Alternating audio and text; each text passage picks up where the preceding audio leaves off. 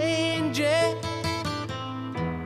Angie, when will those clouds all disappear? Angie, Angie,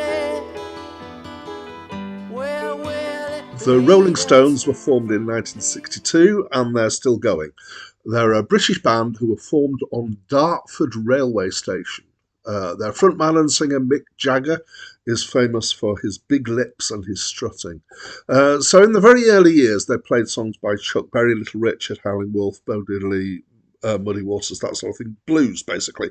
And these days that doesn't sound particularly remarkable, but at the time it was, because Chicago blues was not well known in Britain. And there were some very influential bands and acts involved in moving blues on into rock, like Eric Clapton. But the Stones are certainly one of the first high-profile bands to have done so and to bring the blues to Britain. They moved on from doing covers to their own compositions, and they've achieved mega stardom and sales. In the mid-60s, they were successfully marketed as being bad boys, so as a counterpoint to the clean image of the Beatles and people like Cliff Richard, and they were part of the British invasion into the United States in the 60s. They've had a fairly stable membership considering how long they've been going.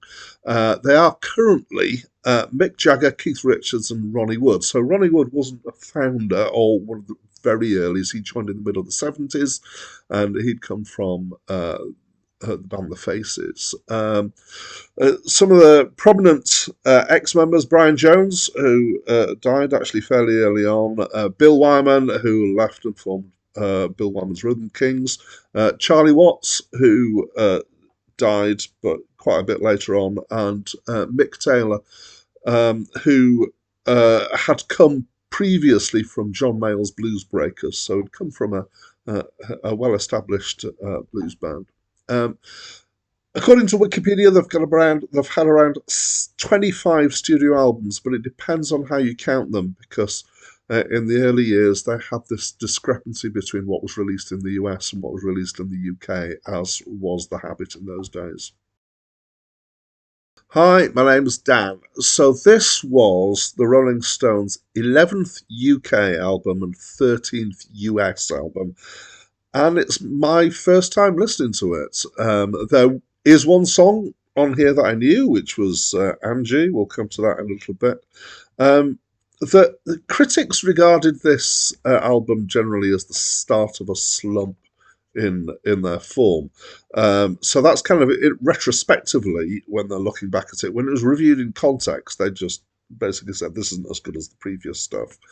I tend to, so critics, I tend to not lump myself in with critics. I know I'm a critic and I know I'm doing reviews.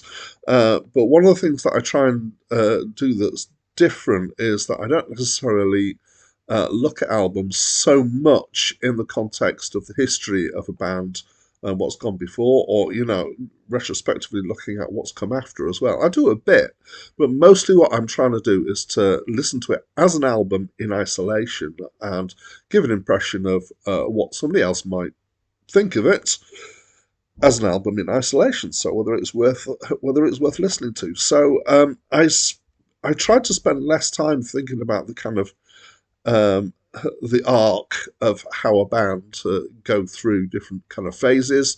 It does free me from saying, "Oh, the previous album was better than this." I try and avoid that kind of thing, and just do focus on this particular album. So let's talk about it then as an album. So it's blues rock, most definitely, very strongly kind of blues orientated.